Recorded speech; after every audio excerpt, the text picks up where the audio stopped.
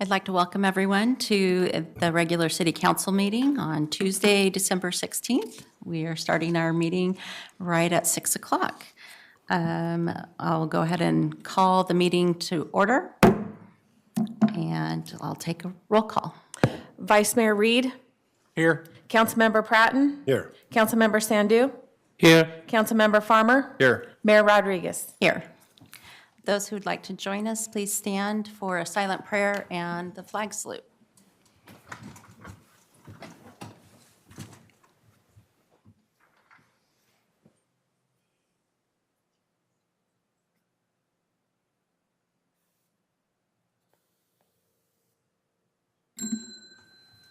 Salute, pledge. I pledge allegiance to the flag of the United States of America and to the republic for which it stands, one nation, under God, indivisible, with liberty and justice for all.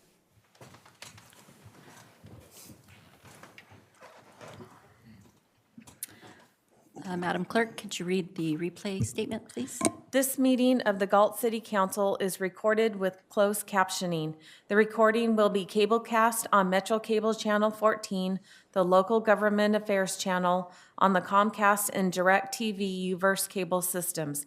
The recording will also be video streamed at metro14live.saccounty.gov.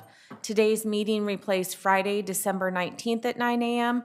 and Saturday, December 20th at 9 a.m. on Metro Cable Channel 14. Once posted, the recording of this meeting can be viewed on demand at youtube.com/MetroCable14. Thank you. Okay, item B, agenda approval, additions and/or deletions. Council, anything? All right, seeing none, we'll move on to item C, presentations. Parks and Recreation, new activity guide. I don't see Mr. Solis, so I'm assuming that Ms. Garcia is here.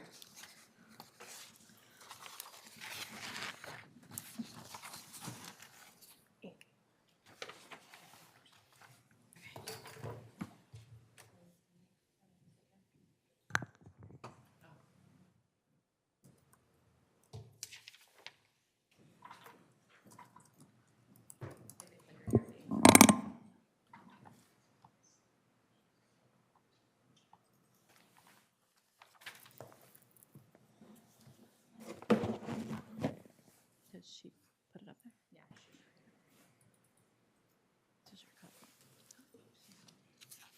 All right, so good evening, Madam Mayor and City Council members. Today I'm pleased to present to you our new initiative from the Parks and Recreation Department, our Parks and Recreation magazine. This is an opportunity for us to engage in a publication designed to serve our community and showcase the work that our Parks and Recreation team does year-round.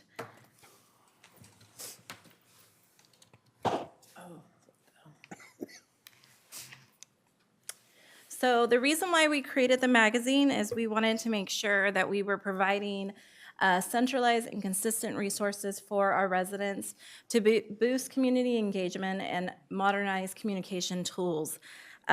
With this resource guide, it'll include our special events, facility updates, wellness resources, spotlights on the people who bring our mission to life, as well as seasonal programming, dedicated staff volunteers, and community partners.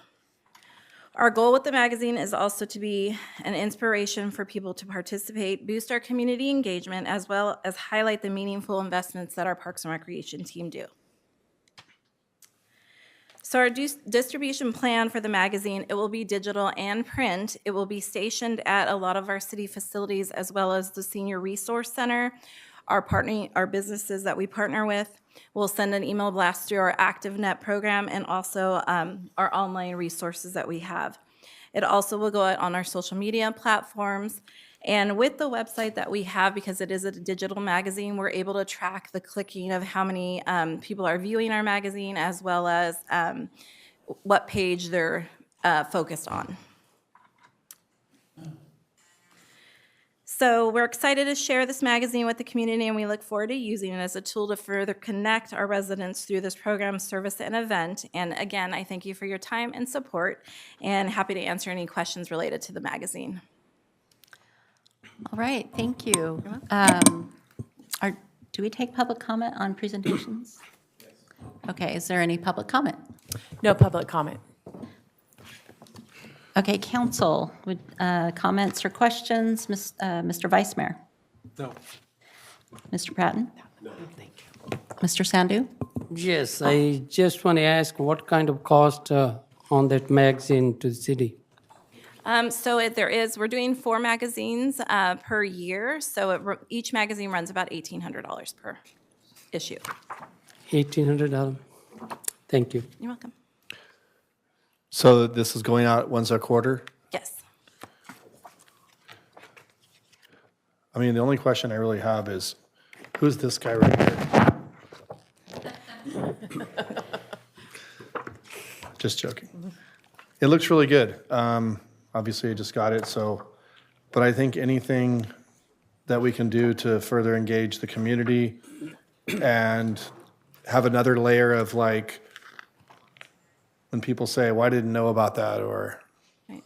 you know, where was that posted or whatever. I mean, this is just another way to get to people. So I think it's a good thing. Transparency and engagement and all that is never a bad thing. So looks good. That's all I have to say. Thank you. I actually really love it. About, I would say 18 years, Armando, about 18 years ago, the paper actually printed one. This looks so much better. Looks so much more professional and just wonderful. So, yeah. Thank you, Jackie. It is wonderful. Any other comments?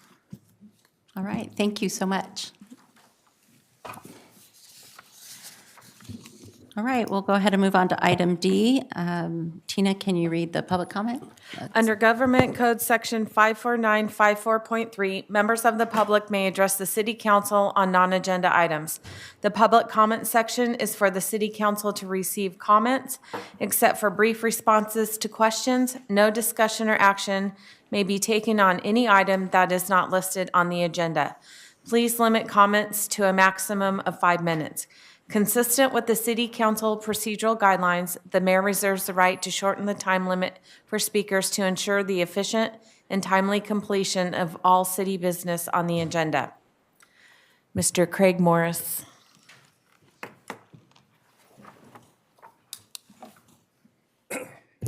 Good evening, council and staff. My name is Craig Morris, and I'm here tonight on behalf of South County Services. I'm the board chair. As you know, I know Bonnie knows and Sean knows and Paul knows that we had our senior luncheon this last Friday. So with that said, normally we have the city council come and they volunteer to help. But we had staff there, except for Mr. Rice, who had other plans. But the point being is that we wanted to offer our apologies to the council for the oversight. So I've done every single one of these, but then the last 2 years I've had help. Well, my help and I miscommunicated. He thought that I invited you, and I thought that he invited you. And that person will remain anonymous. I just wanted to see if he would do that, yeah. So unfortunately, I will say that we had a good laugh because I couldn't figure out why I didn't see Sean and Paul and Bonnie, and I don't know you two gentlemen, although you, Tim, you came to the house. And you're one, you know, so it was nice seeing you here. So anyway, I just want to say that I'm sorry about that, and that you can pencil in. So our next luncheon for 2026 will be December 11th at the Cibola Center.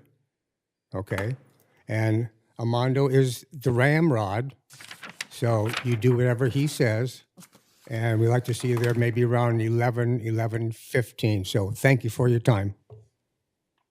Thank you, Mr. Morris. Any other comments? Am I able to comment on? You going to defend yourself? No, it was 100% my fault. I wanted to make sure you understood that Friday was the senior luncheon. It was a day off for these directors, but the majority of these directors all showed up, drove in from Manteca, drove in from other towns to serve lunch to our seniors for an hour and a half. And I just wanted you to understand what committed staff you guys have. Thank you. And thank you to all the directors. Bonnie, can I make a comment? Sure. Sorry, Madam Mayor, sorry, I just call you Bonnie. Thank you, Craig, for that. We were kind of wondering, like, why, was that yesterday? I was like, that's weird, Craig didn't come, you always come and invite us. I thought I So- was in trouble. Yeah, thought maybe we didn't scoop the potatoes right or something. I ran into Amy at the post office and she said, what happened? I said, what do you? Yeah. Well, we appreciate you showing up tonight and saying that. Thank you. And thank you, staff, for showing up in our absence. So we appreciate that. All right, we'll move on to item E, reports by city council members on regional boards, commissions, and committees. Mr. Vice Mayor.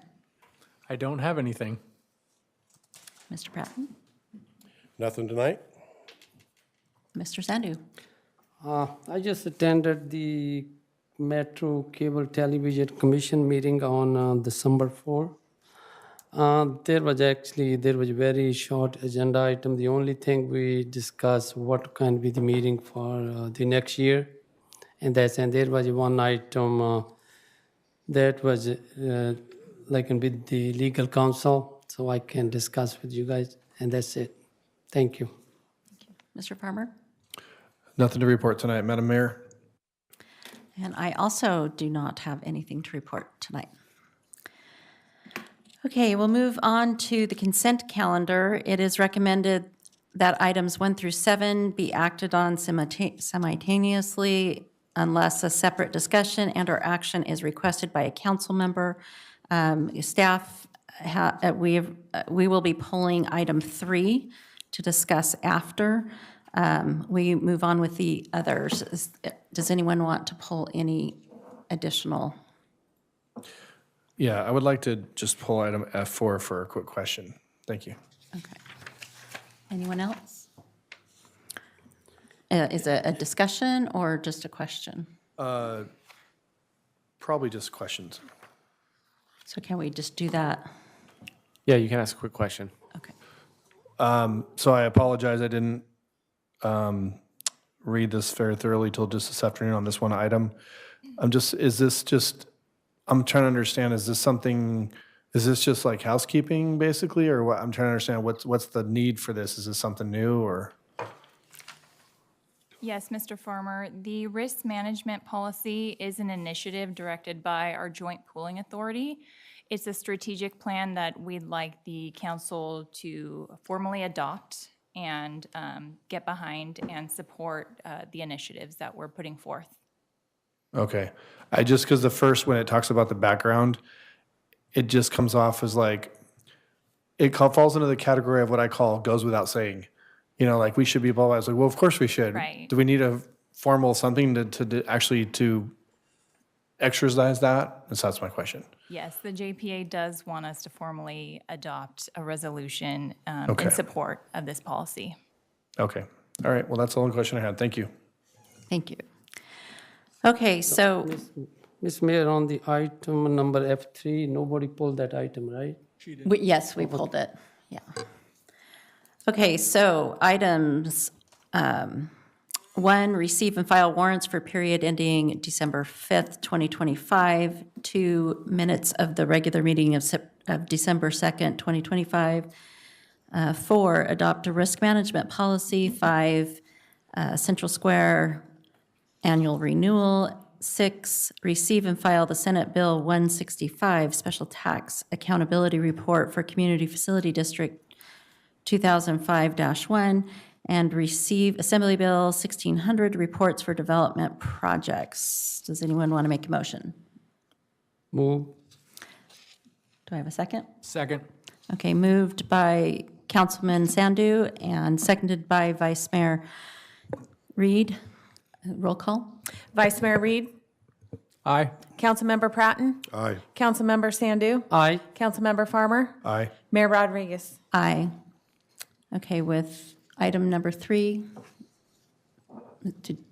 Yes, I would like to announce that on item number 3, my family property within 500 feet on that project, so I'm going to recuse myself. I'm going to leave the room, and I will ask Mayor when this agenda item done, can somebody call me?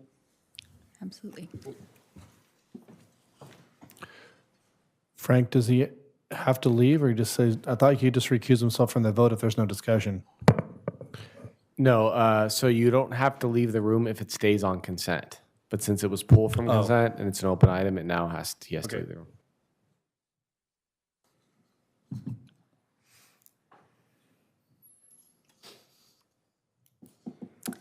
Okay, item 3, second reading and adoption of ordinance number 2025-12, rezoning of Sheffield subdivision and establishing the applicable plan development overlay development standards.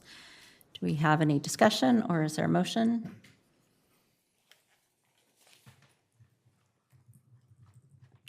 I'll motion to approve as presented. I'll second. Okay, moved by, I almost called you the mayor, the unmayor, Sean Farmer, and seconded by Councilman Pratton. Roll call, please. Vice Mayor Reed, No. Councilmember Pratton, Aye.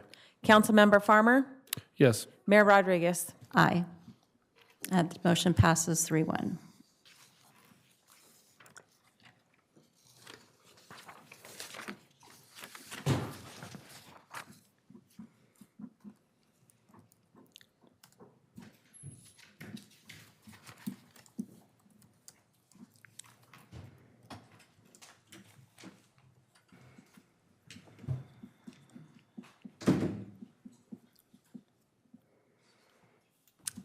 Okay, we'll go ahead and move on to item G, scheduled matters, notice of public hearing. I don't see any, is that correct? Okay.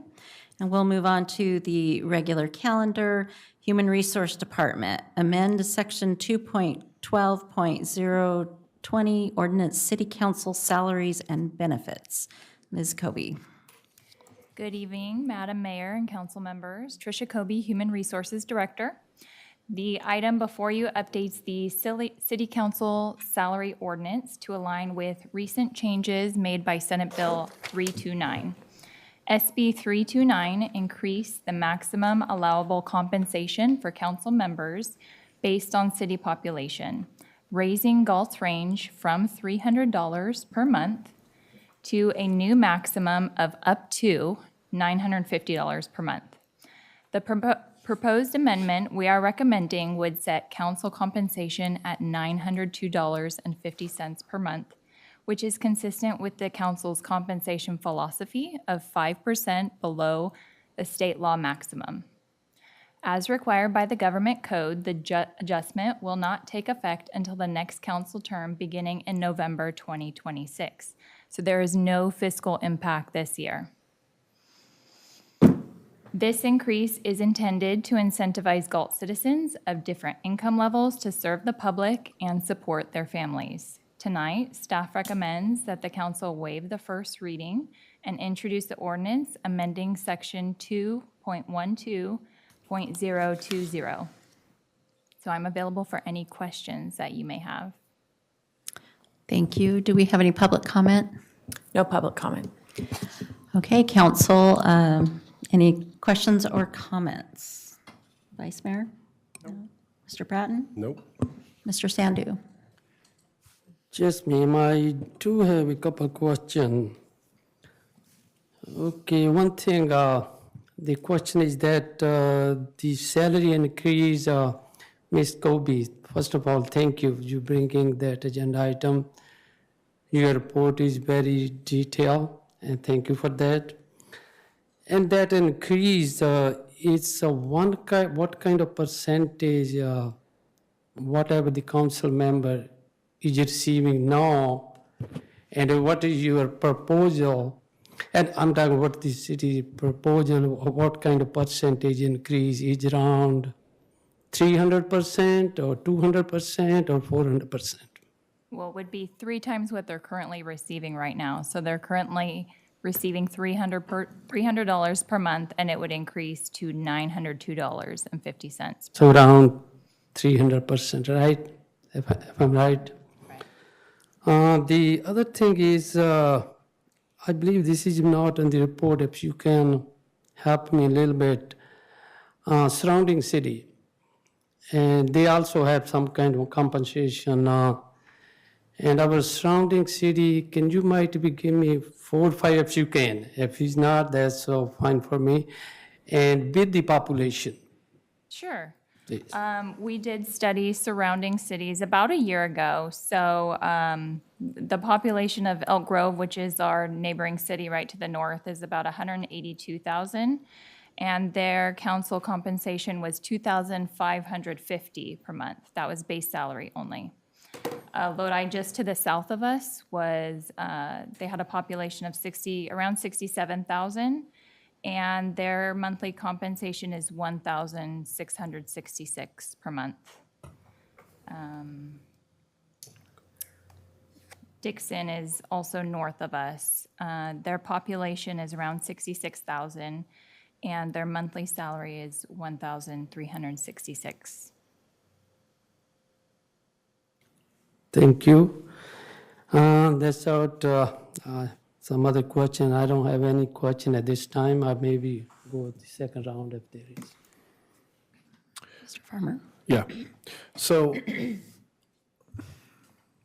I mean, this is an item that I wish there was more people from the public here tonight, and I'm actually surprised that there's not one council, or not one public comment or anything. I'm sure there will be afterwards, for sure, no matter what, in the aftermath. But for those people watching this meeting back, I think this is something that's been talked about for a long time, and I'm sure with previous councils, it's something that no city council really wants to do because of the optics of it. The optics that nobody wants to look like we're voting to give ourselves raises, to pat our pockets or whatever people want to say, because this is the perception of the public anyways that some of us are already doing, for some people who like to say those things. But what we have to realize is that this job takes a lot of work. And I've seen people say, well, you only have to do 2 meetings a month. I mean, you have this 2 hours of, for 2 hours a month, an hour a meeting, or maybe it's a 2-hour meeting, so it's 4 hours. But I can tell you, anybody who's never been in public office, I personally dedicate, I'm going to say 20 hours a week, and that's probably a low conservative number if I factor all the time and, going to other meetings that we're assigned to, attending public functions in official capacity, not to mention the time that some of us, not just myself, spend, speaking to citizens through email, in person. Myself, I spend a lot of time on social media trying to, have dialogue with the community in my capacity as a representative. So it's a lot of work. It's a lot of work. And for $260 a month, to be honest with you, it's actually almost kind of insulting. I mean, none of us do it for the money. That's not why we did it. None of us ran for that. You have to do it because you love the community and want to make a difference. But you also have to understand that you have to expect that future council members, future people that are expecting to run, they have to be fairly compensated for the time that they're taking away from their family, taking away from their jobs or their work, if they do that. And those are huge sacrifices that those of us that have been on council for a long time can tell you newer council members what that is going to look like. And so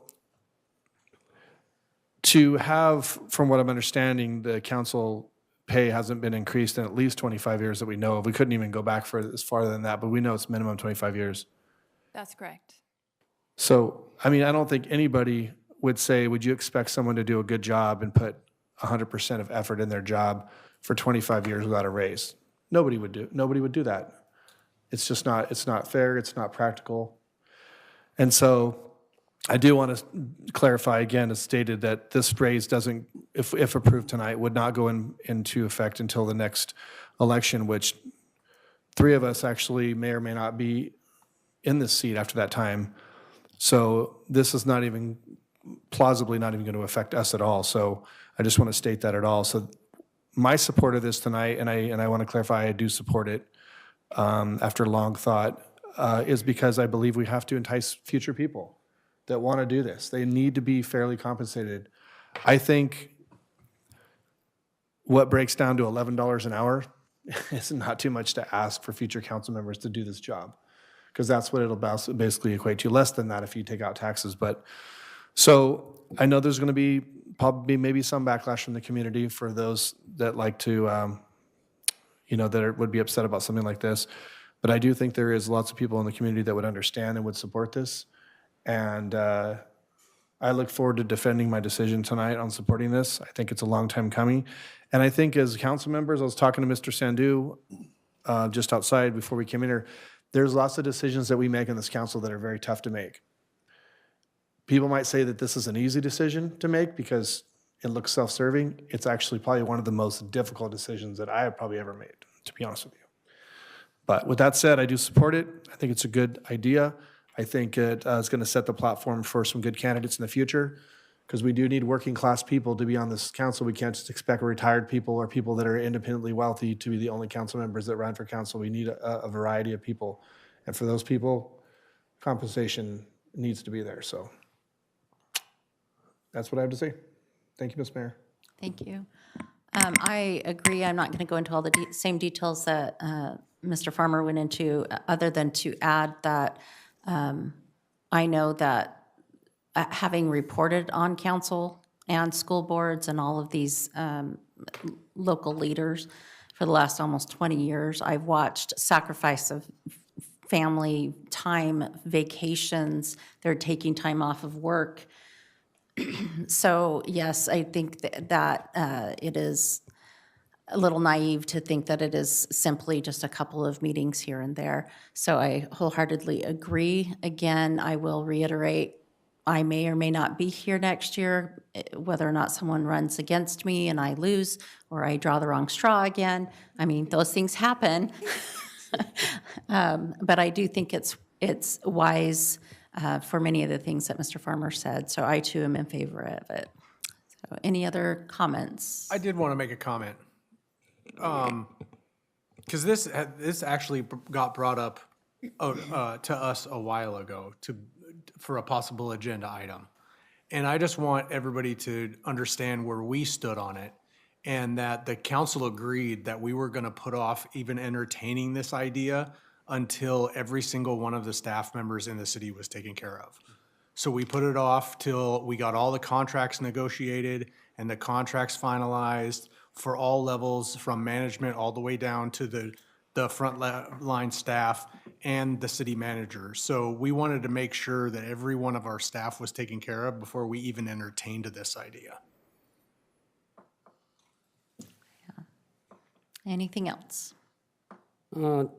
Yes, Mayor, there is, thank you for my colleagues, they are going to support on this agenda item, and I'm not disagree with them.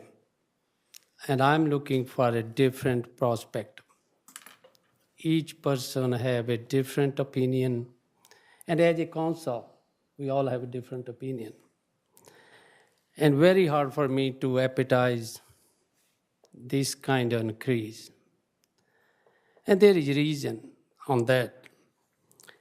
And since, while this salary has been not adjusted since 1984, so 40 years, how many council members till today is in this council chamber? They have the opportunity, same opportunity we have it. And they are very wise person was on the council. And I never seen they put that kind of agenda item on that to increase their own compensation. And the other thing is, this adjustment, if it's not 40 years, I know his compensation is very low, but that's my opinion. All we as a council member is self-service. We are not here to make money. If I make money somewhere else, I'll make much more, maybe 100 times more than what we're getting. But that's not the type. These people, these citizens, they appointed us. We was voluntary, they don't mandatory us. You have to run it. This is very voluntary. We run everybody we run, and we elected, and we believe them. And this is like in my conscience and my personal principle and moral responsibility. I do not allow me to in the favor of increase my own compensation. And that's not means I'm not agree with my colleagues. Whatever says not that much, compensation we're getting. There is a lot much more work every council member doing. And the third, my reason is because this money is public funds. This money is not a somebody private corporation. These fund is the citizens have a public fund, and we're getting that. And at the end, this is my last statement. It's very hard for me to advertise, to increase my own compensation. That's my principle, that's my conscience.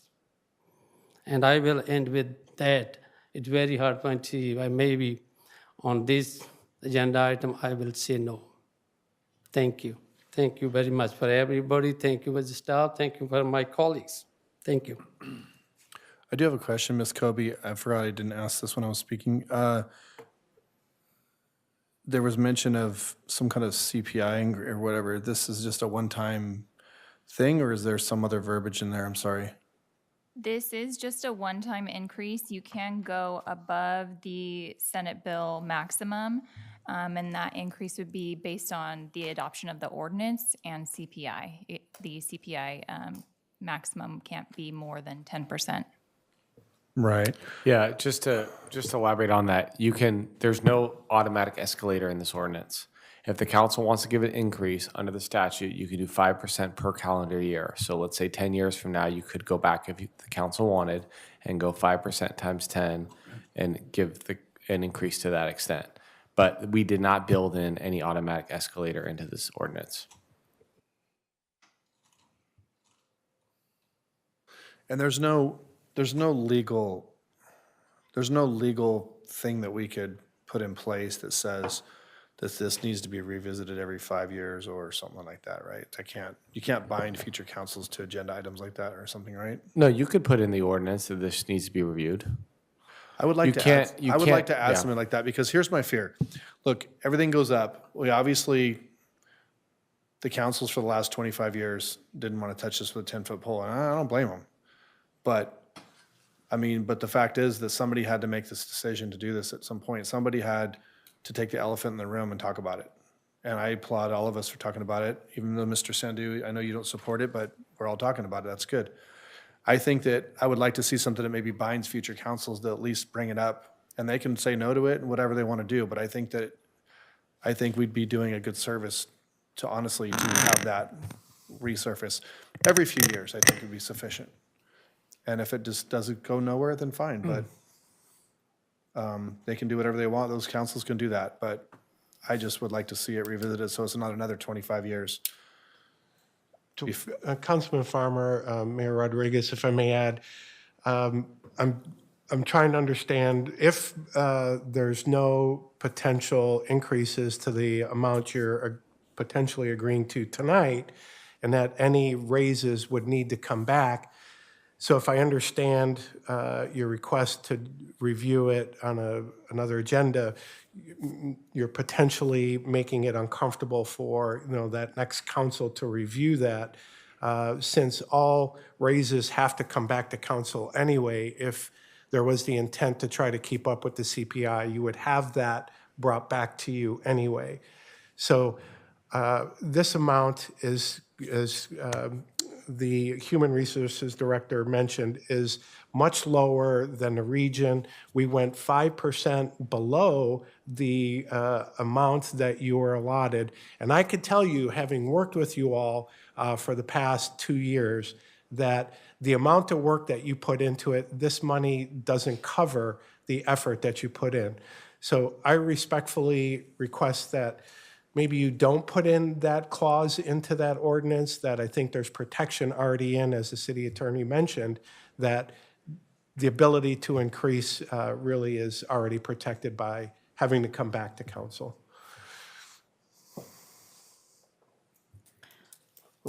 I see what Mr. Farmer is saying, though, that it was uncomfortable to bring it tonight. It was uncomfortable for us. We had to put provisions on, make sure everybody's taken care of. And I think with having it built in, that it makes that council, that's one thing that future council doesn't have that decision out. It says we have to bring it back every 6 years, whatever it is. However, so it just kind of gets them past that step so that now we can consider it yes or no, or maybe it's a $5 raise. I don't know, because gas went up or something, whatever. So I see the point behind what Mr. Farmer's saying. I also see your point. But if it makes it that much easier, and it's not that I want the money, although my printer just went out, so it's a good thing I won one. But I probably print almost $300 worth of stuff from council and SACOG and all that kind of stuff off of. So, that cost is only going to increase in 10 years. So maybe they need to revisit it in 10 years and see, anyway. So, no, so I'm following you. So the intent is to, bring it back regularly for potential increases, not. Yeah, because I mean, look, normally agenda items wouldn't be brought up, normal agenda items, future agenda items were brought up by a council member. I would have to speak up and go, hey, how would my fellow council members be okay with bringing back an item that looks at our salary increase, whatever? Nobody wants to be that guy. It's not going to happen. And clearly for 25 or plus That's a years, and good I point. suspect it's where you brought this forward. This was your idea to bring this on the council. And so I think I want to take the awkwardness away from future councils that somebody has to be that guy. I want to make it a regular discussion. So the discussion is thrown out there. They can do what they want. They can say, no, we want to leave it the way it is, but whatever. And they can do whatever they want, for to the people they represent. But I think locking it in for a regular interval would be a good idea to just force that conversation. Do we have a policy to review policies regularly on a certain time basis? Can we fit it in with that? No, actually, one of the initiatives we did this year was update majority of our policies, some as old as 2006. So, but we can draft a new policy if that's the direction you Well, want to take. I just didn't know if there was one. So one of the I was gonna bring this up before the mayor. You just mentioned it.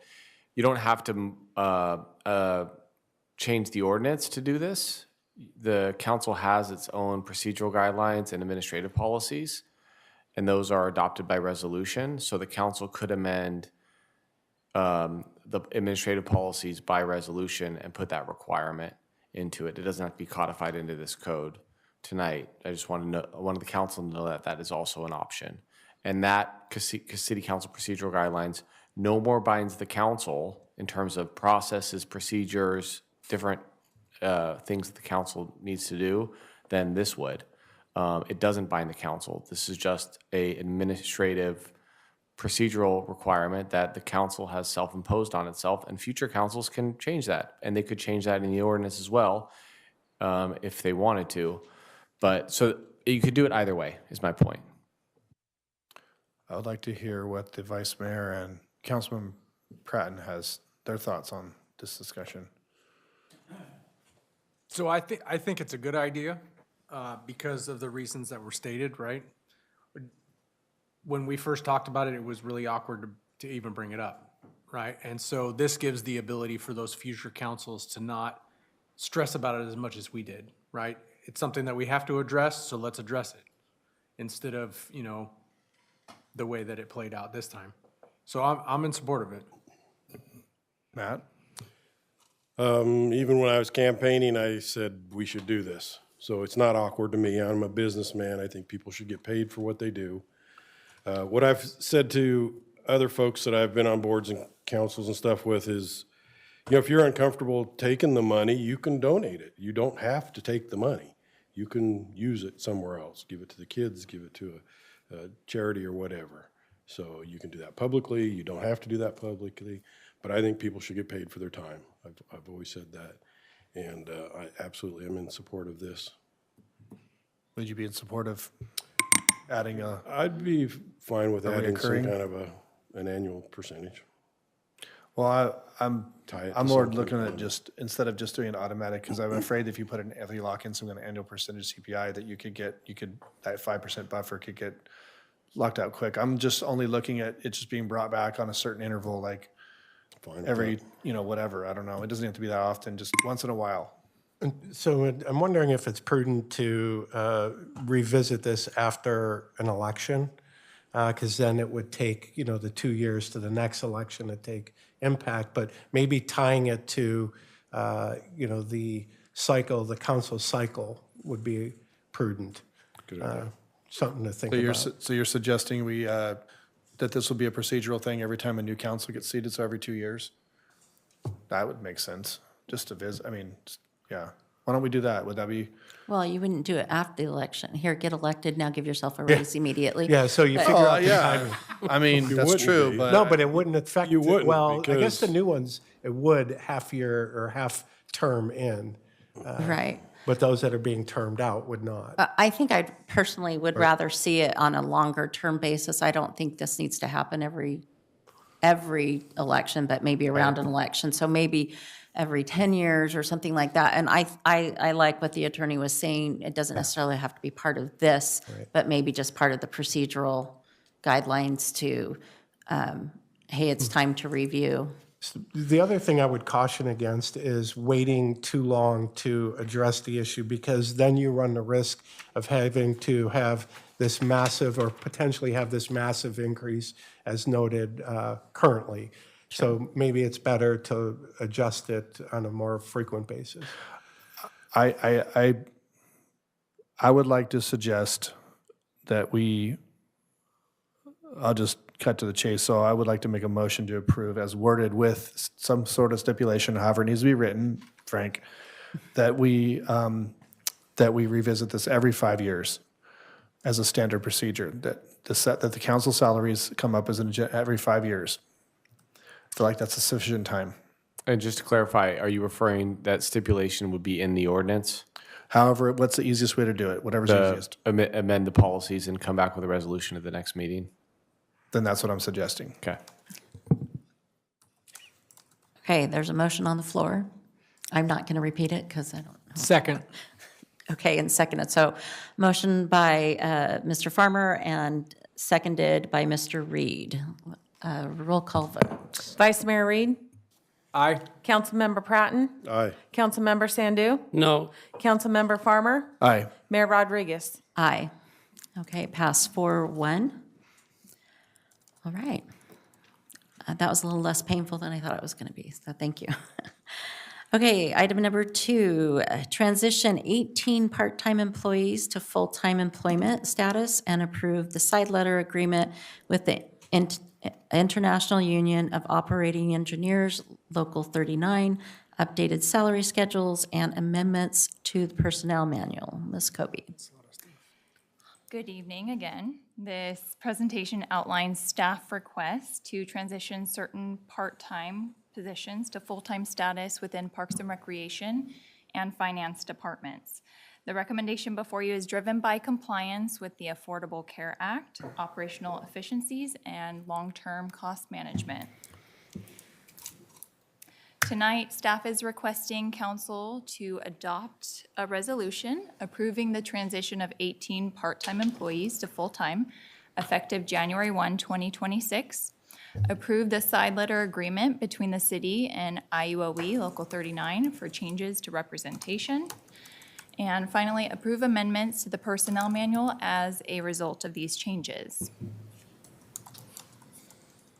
The city is classified as an applicable large employer under the Affordable Care Act, meaning we are required to offer health coverage to employees who average 30 or more hours per week or 130 hours per month.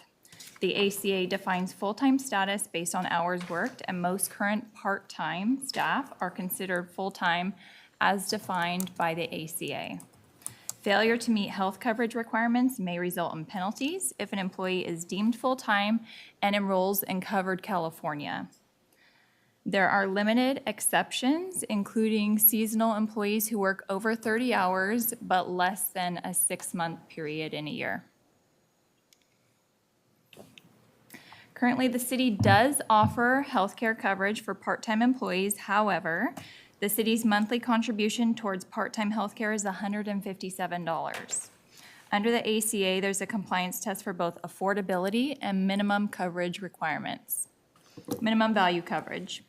Affordability is measured by the employee's premium for the lowest cost self-only plan, which must not exceed 9.02% of household income.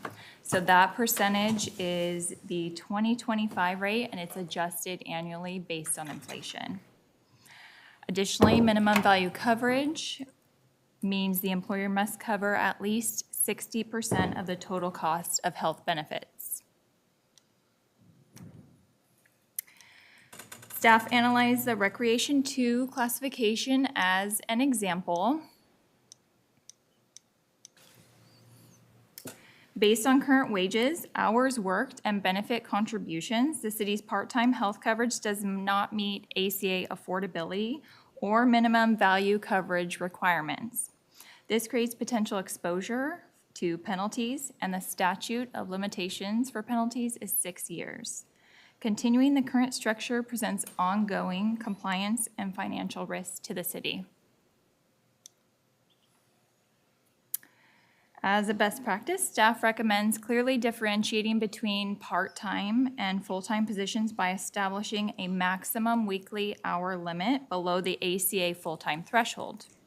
This includes reducing part-time staff hours who work on an annual basis to 28 hours per week, and updating the Personnel Manual Section 6.4 to reflect this change. These changes will require adjustments to the Parks and Recreation schedules to accommodate reduced part-time hours. For classifications not currently represented, we follow guidance from the Employer-Employee Relations Policy, Resolution 2014-15, which assigns classifications in an appropriate unit. Therefore, a side letter agreement is required for the addition of the Parks Worker 1-2 and the removal of the supervisory classification in the General Services Unit. 18 current active employees will be transitioned from part-time to full-time, resulting in cost savings by reducing the total number of staff needed to complete operations, and in comparison to potential penalties.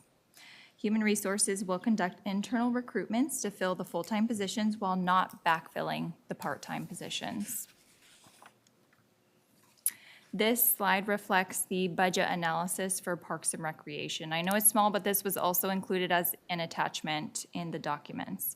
So the transition to full-time staffing is supported within the existing adopted budget, and the proposed changes are cost neutral when compared to current expenditures and potential compliance penalties. Similarly, the Finance Department budget analysis demonstrates that the requested position changes can be accommodated within existing appropriations without additional general fund impact. So I'm available for any questions you may have. Thank you. Do we have any public comment? No public comment. All right, council, Mr. Vice Mayor? Yeah, I have a couple of questions. One, out of the 61 part-time employees, how are we determining who becomes full-time?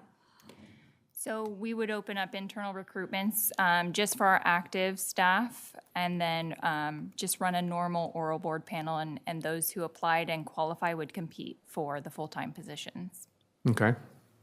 And then, if my math is right, we had 61 part-time and we have 18 that are going to be full-time. What's going to happen to the other 43?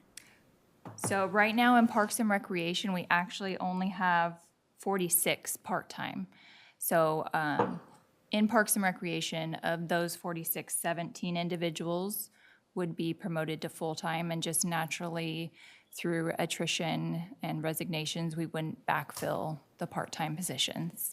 So for the remaining ones, then we're going to stick to that under 28, the new part-time rules that were up Exactly. there. Yeah, to be in compliance. No, those are my two questions. Mr. Patton? Yeah, I just wanted to thank Director Kobe for bringing this forward.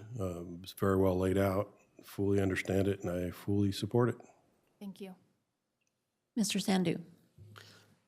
I actually don't have them a question, but just for the clarification. These employees right now, how many are part-time? 61, right? We have budgeted 61, but right now we have active 46 part-time 46, staff. and we in person. converting 18 to Yeah. full-time. So it would be 17 within Parks and Rec and 1 in finance for a total of 18. That's And what can be the rest of that? They can reduce their hour, or we can let them to go? so their hours would be reduced to 28 hours per week. So right now, they're working very close to 40 hour? They are working between 36 and 40 hours per week.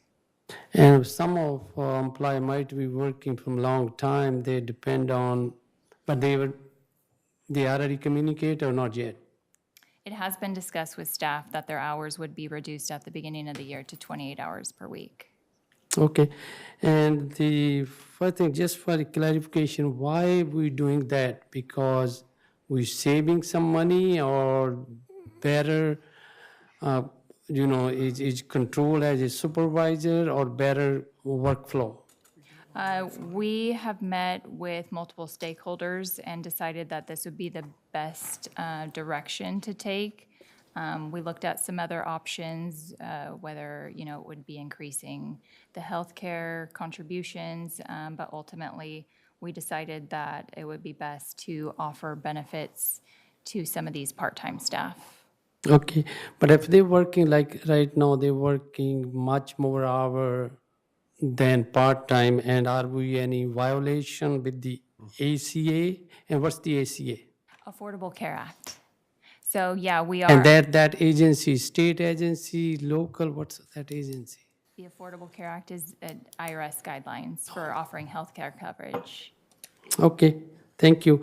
And the other thing, there is one position is the supervisory position. What, can you might be a little bit explain what that position and why staff wants to do unrepresented? Right. While we're making all of these changes, we took a look at our resolution 2014-15. It's the employer-employee resolution, which identifies that supervisors are not supposed to be in the same bargaining unit as employees that they supervise. It creates issues. So as the 4 supervisory classifications that are currently in the general services unit, as they become vacant, we are agreeing to meet and confer with the union to move them into the unrepresented group so that there's a difference between the represented and unrepresented employees. And yes, so there can be 4 positions, can be moving from union employee to the non-union employee. That is So correct. that union already discussed or not yet? Or, Yes, we have met and conferred with the union for these discussions, and they agreed upon the side letter presented before you tonight. thank you, Ms. Kobe. Thank you for your clarification. So I'm just trying to understand that, first of all, in principle, it makes sense that we don't want to be, we need to be, setting a good example. And I think businesses that, try to skirt around giving benefits to people and this and that by calling them part-time, but then they end up working full-time hours, it's just not ethical in my opinion. I think that this is a good thing that we're looking at this, so we can make sure we make those adjustments. But I'm just struggling with the math a little bit. So just doing some simple math, if we have 43 part-time positions currently, and we upgrade 18 of those people to full-time, so 18 people at 40 hours a week is 720 man-hours that we're getting out of those people. That leaves the other 25 remaining people that have to be reduced down to no more than 28 hours as a part-time. That's 700 man-hours. So 700 and 720 is 1,420. Right now, assuming that, say, those 43 people are working around 30 hours, I could be wrong, maybe they're working more, I'm only getting like 1,290. So either those people are working, on average, all of them are working more than 30 hours? Is that what's happening? That is correct, sir. Okay. So if they were saying maybe they were working like 35, maybe, or something like that, that would give 1,500. So that's where we come out with an even math, in your opinion. That's correct. The only negative here is the excuse me, as a council member, sorry to get around those titles, it's tough, is that some people are going to face a reduction, right? So you're saying the average of those 43 people, the average are working, let's just say it's 35 hours. Correct. So they're basically going to lose, so some of those are going to lose 7 hours a week. That is The correct. ones that don't make the cut, right? Yeah. I hate to see people get their wages reduced. I understand that it's what we're doing here. I mean, I guess, like you said, it's everybody has a shot at it. I mean, I think for the compliance reason alone, I think that we kind of have to do something. This is not really an option, so there has to be some option. You said you guys explored other options, and this seemed to be the most feasible. Right. And let's not forget that not all of the part-timers are working 40 hours a week. There are also part-timers that are probably right now working around 28 hours a week. Is that possible? That there is some? Yes, that's I talked with one of the part-time Parks and Rec staff 2 nights ago and asked them about this and what their working hours were like and what they thought about it. And they said that they had a few of their coworkers and themselves that worked in excess of 40 hours a week for weeks on end. And sometimes, being on Saturdays and having extra long days on Saturdays because of sports and all these other kinds of things. So, and I think we do need to take care of them, but I don't think that it's going to be, I think, yes, there are going to be some that have their hours reduced, the ones that don't unfortunately get the full-time positions, but I think there's going to be several that are not going to see any change. So you said we budgeted for 61 positions. So hypothetically, even though we're only doing 18 now to full-time, hypothetically, some of those people that don't make the cut this time could in the future still vie for a full-time position, like get a raise or something. They could be promoted because we do have that built into the budget for that. Is that correct? Absolutely. And we're running these internal panels and establishing eligibility lists. So the eligibility list is good for 1 year. So if there is a vacancy in the future, we would pull from an eligibility list first before going external. Okay. Well, I like that. Well, I mean, I think it makes sense. Like I said, I feel for anybody who might get their hours cut that doesn't want them cut, but I think for compliance reasons and the fact that we can't just be treating these people as part-time employees when they should be compensated more fairly. So, thank you for your answers, Ms. Kobe. Thank you. All right, I think most things have been said. It's kind of nice in this seat. You don't have to say anymore. Ditto. I agree, but thank you, Ms. Kobe, because I know this was probably quite the process, and some employees it may not have hit well at first because shock comes in, and that's never fun to have to be on the delivery end of it either side of it. So thank you. All right. I will make a motion to adopt a resolution approving the transition of the 18 part-time staff to full-time effective January 1, 2026, and approving the side letter between the City of Galt and the IUOE, and then also approving the classifications within the General Service Unit, removing the supervisory classification currently underrepresented, and agreeing to meet and confer, and then approving the updated salary schedule and approving the amendment to the personnel manual. I'll second. And Okay. just for the record, there is no public in the audience, therefore there's no public comment. Okay. It's been moved by Mr. Reed and seconded by Mr. Pratton. Roll call, please. Vice Mayor Reed, Aye. Councilmember Pratton, Aye. Councilmember Sandu, Aye. Councilmember Farmer, Aye. Mayor Rodriguez. Aye. All right. Okay. Is there any communication? Just a reminder, January 6, 2026 council meeting is canceled. Which one? January 6th. Oh. Okay. And city clerk's report. So tonight is the annual review of the city council appointments to your regional and local boards, commissions, and committees that you as council members currently serve on. So this is a time amongst yourselves for you to discuss if you'd like to keep serving as appointed, or maybe ask another council member to take your place if it's not working out. I'll just go down the list one by one, and then in the end, we will need a motion to move as discussed. So I'll just get right to it. And the first one is the Cosumnes Community Services District 2x2, and we currently have Sandu and Reed. I will keep mine. I want to keep it too. The 457 Deferred Compensation Plan, we have Farmer. I don't know that I've ever been asked to attend that. That's through Is that a, human. That is a human resource function. okay. So I'll send you a calendar invite by the end of the month. Has there been any meetings yet? There has not been any. Oh, okay. Well, that's why then. I was like, I don't know what that is. You All haven't right, missed where- anything. Where does that take place at? HR conference room? Where? HR conference room? Oh, okay. All right.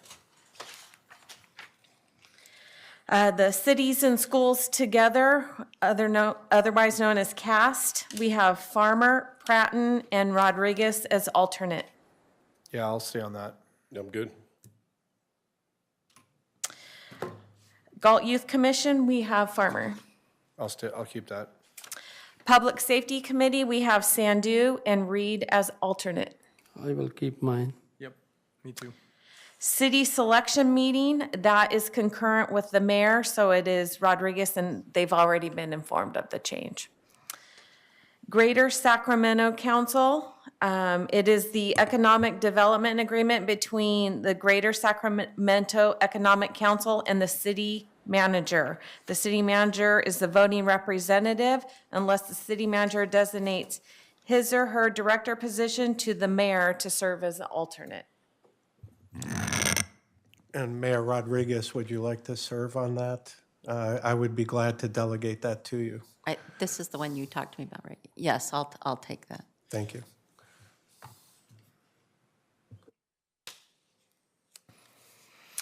Sacramento Area Council of Governments, or SAGHOG, we have Rodriguez and Pratton as alternate.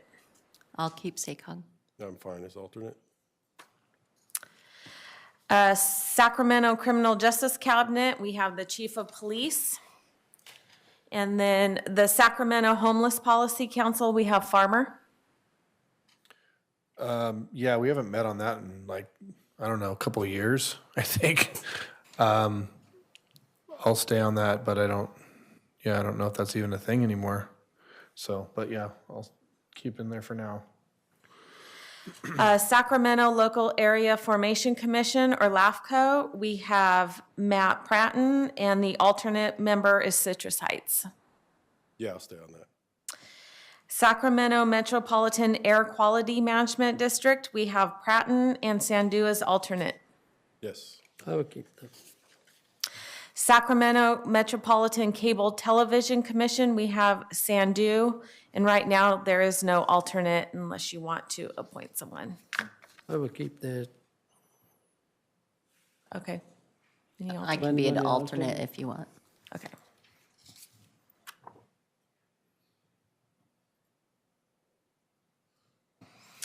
Sacramento Public Library Authority, we have Reed, and the City of Ileton is the alternate. Anybody know if there's been any meetings? Because I haven't heard one thing about the libraries. Good one to stay on. Yeah, I'll keep it. It's gonna be taxing, but I'll keep it. You know, they do meet regularly. You might want to look into maybe he's not getting notified. I'll check, because they Yeah. were Yeah, informed, it's not every month, but it's like every other month. Perfect. So if you haven't heard, then maybe they're, because I I'll don't just think, confirm. yeah, I haven't been getting emails, but Thank you. Sacramento Transportation Authority, the members, City of Ileton, and Sandu is alternate. I will keep then, and could you find out, because the last time there was a agreement, there's a 2-year, they have it, and then after that, can you confirm on that Yes. agreement? Okay. Right now, I think we show through 2026, but I'll confirm. South Sacramento Conservation Agency, we have Sandu and Rodriguez as alternate. I will keep that. I'll stay. Yeah. And Casumnas Groundwater Authority, Vice Mayor Reed. Watch this. Anybody want it? No? You're doing such a great No? job. Well, I guess I'm going to have to keep it. Okay.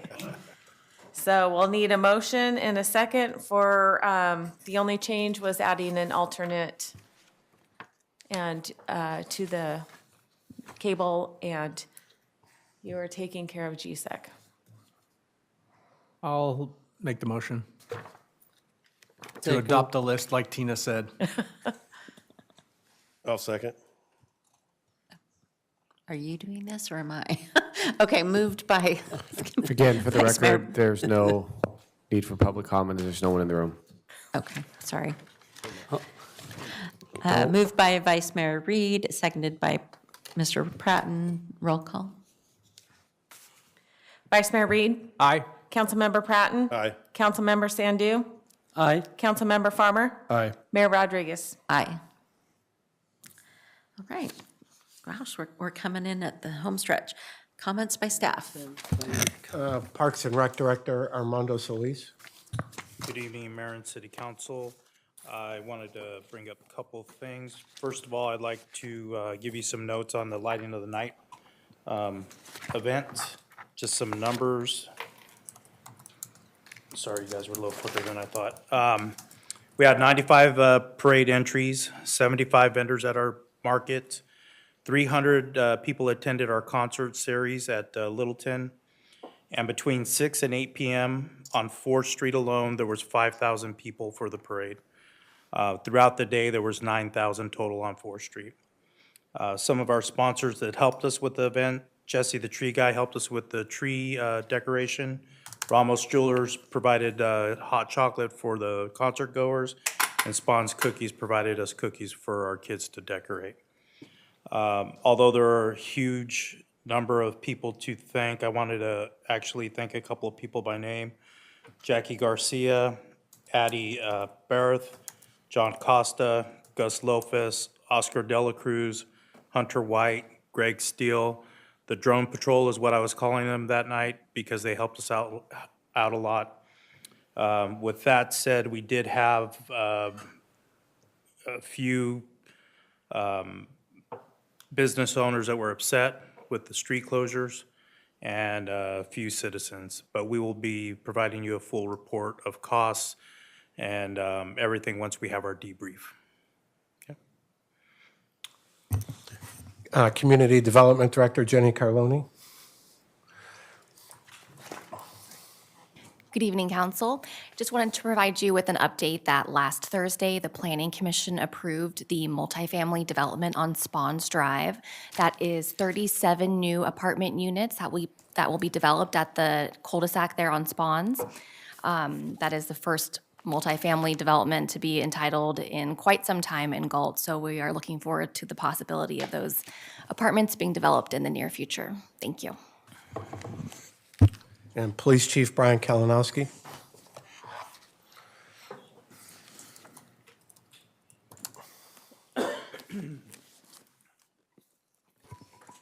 Thought you were messing with me, Mr. Arias, shutting off the microphone. I got it too, the time check based on what I bid for my ending time for the council meeting to determine how many comments I have tonight. But honestly, I only have one. Because we won't be meeting on January 6th, I want to alert the council to our next event, which is on January 15th. It'll be the 13th anniversary of the death of Kevin Ton. And so we will be doing a wreath placement here at City Hall at 12 o'clock sharp. And as you know, members of the department and family go to the shooting scene, the scene of the crime down at the railroad tracks just prior to that.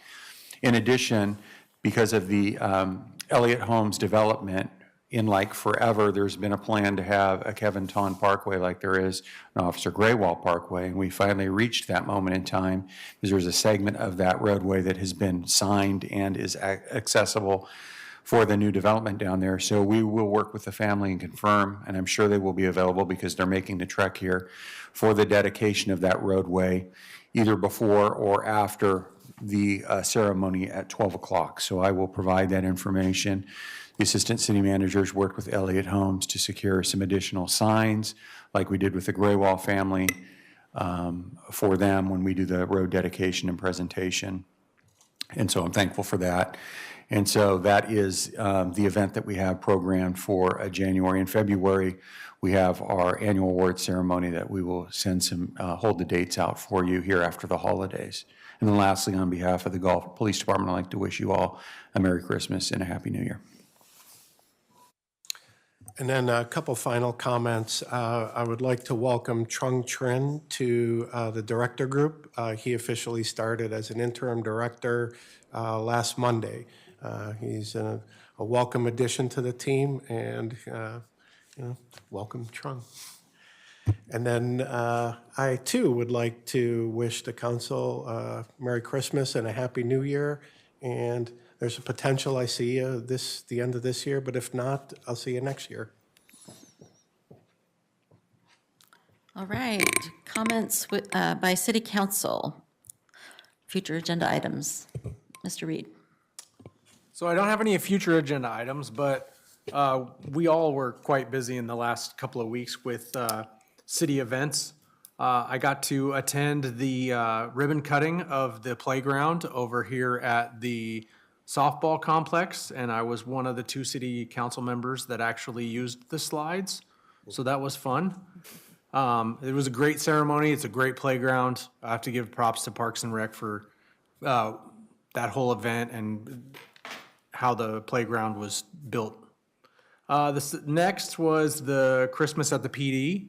That was fun, having all those kids run around and looking at all the Charlie Brown dressed or themed, there you go, Charlie Brown themed staff, including the captain, dressed up as Charlie Brown. The Galt Community Dinner, a large amount of us attended this last Saturday. It's a great event put on by the Rotary, and we handed out turkey dinners for 3 hours and had a lot of fun doing it. The Galt Christmas Parade, thanks again for all the work on that. Your report said more than I was going to be able to say, but it was a fun event that all of us got to enjoy. And it's great to see the amount of people that you bring happiness to when we drive through that route. It boggles my mind every time we turn onto 4th Street, just the amount of people that, because I was in July, the July one, I was in the Christmas last time, so it shouldn't surprise me, but every time I make that turn, it just seems like there's more and more and more people. So everybody enjoys it, and we enjoy it, so thank you for that. And then, I think that was it. Thank you for coming, giving us all the reports. Thank you for putting up with us. I was going to say thank you to the public for commenting, but he left already. But Merry Christmas, Happy New Year. We'll see you as the second meeting in January. Mr. Bratton. Okay. Merry Christmas to everybody. I was out of town last week, so I missed a lot of the good stuff. I did get to do Lighting of the Night, and that was great. Director Solis, that was amazingly well run. Appreciate that for all that activity going on, and I really didn't see any trouble. So I'm sure there were some things in the edges, but it was well done. Thank you to all staff for doing a great job this year. Really enjoyed getting to know some of you and seeing how hard you work. I appreciate it. That's all I have. Mr. Standu? Just very quick, first of all, thank you for all staff for their hard work. We attend a lot of events, as Vice Mayor mentioned, and we all are, I believe, everybody together. All the events like in Christmas at Police Department and parade, and thank you for all that, and thank you for public comment. And if I don't see you, Merry Christmas and Happy New Year. That's all. Mr. Farmer. Thank you, Madam Mayor. Yeah, the PD open house was good. I came a little late towards the end, but I was glad I made it. It was well attended. I was talking to some of the officers. They said it was probably more attended than last year. So it's always a great event, and I'm glad it keeps growing. The playground ribbon cutting was great. Place looks great. You know, that's a playground that I drive by almost every day because I live near it. I was a little disappointed that Mr. Solis didn't go down the whirly slide or whatever you call it. But I tell you what, that was a little tough playground to get up on. It's tough being a kid. You know, you get up there like, oh, I can get up there. It's a little challenging. It's not that I wasn't willing, I was unable. I couldn't fit. An A for effort, though, sir. The community dinner was great. I want to thank Rotary and all the people that volunteered and the other people that were there volunteering. We had some Galt youth commissioners there that helped serve. There was other elected officials. There was people from the community. We had some regional people there that came. And so it was well attended, and I was very happy to see so many people that came out to get that meal. It's something that's great to do that every year because it feeds so many. There's a lot of people that are like fixed income or widowers that don't have the ability to have a home cooked meal, and you can tell when you see them there. This is like the one time, so it's really good, and I enjoy doing it every year. Let's see what else I got. The parade was awesome. I mean, it's bigger every year. I find it funny that I hear some people complain that it's too big. It's like you just cannot please everybody. It's like, it's too big. We need I don't know.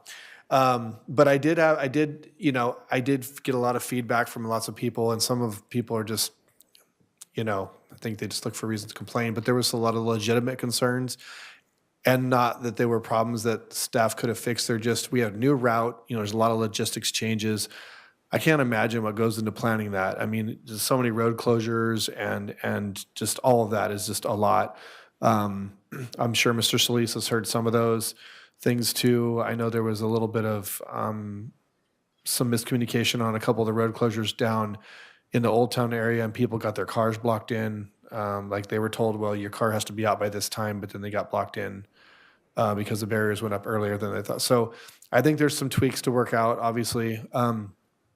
What I would like to do is, if possible, before you do your full debrief, if there's any way that you and I could meet just for a few minutes, I can just pass on the things I've heard that I think are legitimate, whatever, and then you could take them as a grain of salt, pass them on a stat, whatever. But obviously, we're always looking to improve and make a better experience.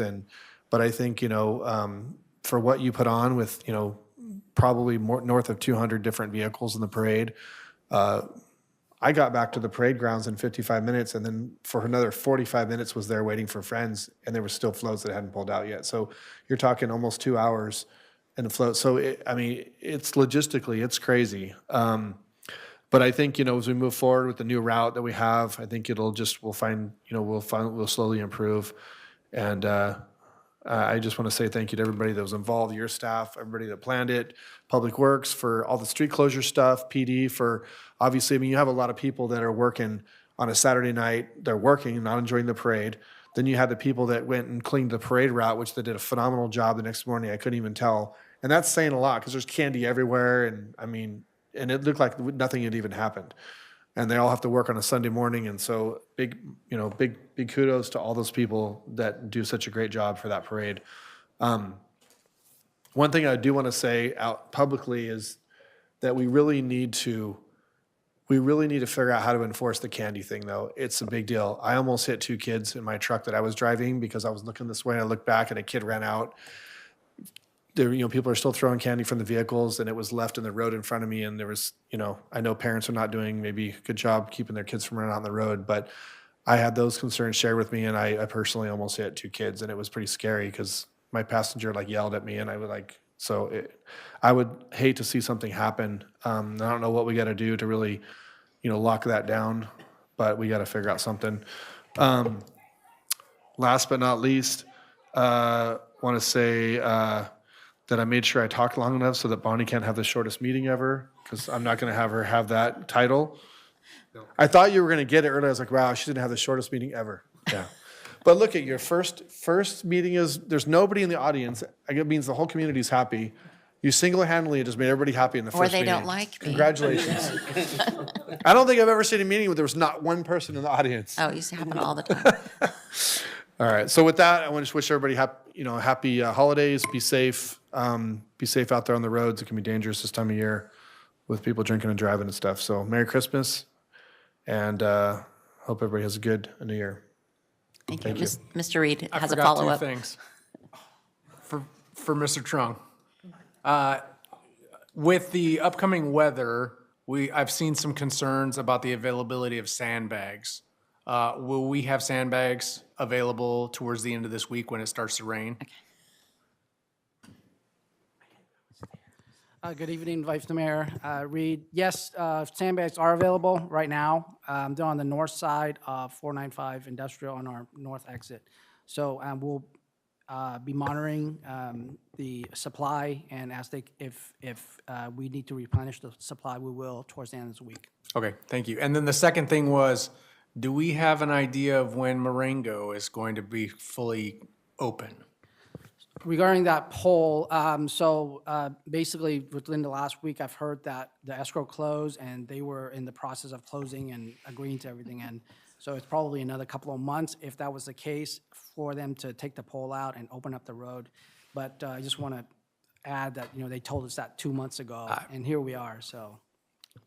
Okay, thank you. And Mr. Farmer has an addendum. Yeah, sorry, I forgot something. I'm sorry. Just for the record, Chris is winning his own lotto. Not anymore. I apologize. I had something very important I want to bring up. So there was a discussion that was had with the city attorney, myself, and city manager when I was still mayor, with my concerns on some verbiage that we wanted to get in front of the council to make sure that we incorporated into our code enforcement policy. And it had to do with, basically, just to summarize, when we revisited the code enforcement, we decided to keep everything in place. But there's been the understanding in the community is that our code enforcement is complaint driven. I would like to see that reflected in the actual ordinance that said that we need to match words with saying that is how we operate with code enforcement. And also there was discussion about a proximity. I know there's some abuses because I know they're going on because I've spoken to people where people are upset by the code enforcement and they're basically turning people in that aren't even in their neighborhood. They're driving around town, just making calls, complaining. We need, the idea was that we would have a proximity because this is what Elk Grove does. I actually talked to Jason Berman and he suggests this. They have a certain proximity that code enforcers came up with. So if you make a complaint, file a complaint, you have to at least live within a reasonable distance of that complaint. You can't just be out, driving around looking for something because you're whatever. I think we should need to have some kind of that instilled into our code. And I would like to see that happen as soon as possible before this code enforcement goes into full ramp. Do we have Mayor two other council members for that direction, right? Well, then I think, so sorry to interrupt, but we are looking at that and have something drafted. We plan to kind of review it with the city attorney this week and then get it to council. So I'm expecting to report out to you, to tell you, inform you of the policy we're taking or bringing it to council for formal adoption. So early next year, January, either that meeting or beginning of February. I just didn't want it to get forgotten about. Thank you. Okay, I will, so what's the over and under, 7:30, is that what we're, Well, or did you already lose? Who's next? well, is it over? Okay, I will try to be, that's right. Actually, I did attend many of the things that was already mentioned, so I won't go ad nauseum into them, but I do appreciate all of the efforts within the city, both by the nonprofits that do things and all of the staff just go over and above and beyond, and it shows. And I am going to tell a quick story. I've been around a lot of family things that are going on right now, and a family member was saying that a good friend of theirs is moving to a very small town in another state, and the comment was, they even still have parades. And like the city manager is something, and I went, well, We do that. I mean, we're involved. And so I just want to remind everyone, not here, because I think everyone in this room understands it, but anyone listening to this, we're small. We do have, we're not 100% perfect, although some of us, feel like we are half the time, but we really do not appreciate what we have. I don't think most people understand what we have here, and it is phenomenal. And I went to staff appreciation luncheon, and it was so clear in that room, the camaraderie that all of staff had with this respect that they have, not just for each other, but for their directors.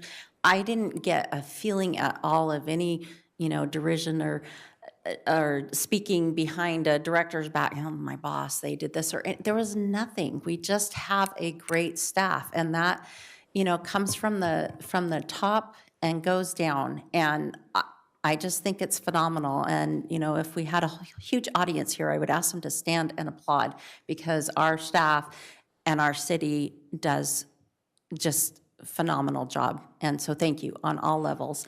I did attend unexpectedly a swearing in of a new police officer. That was fun, and it's nice to see he's a homegrown police officer. He's born and raised here in Galt, so it's great to have someone local coming back to serve his community. So I think that that's wonderful. So with that, before anybody can add on, I'm going to end this meeting and adjourn at 7:26.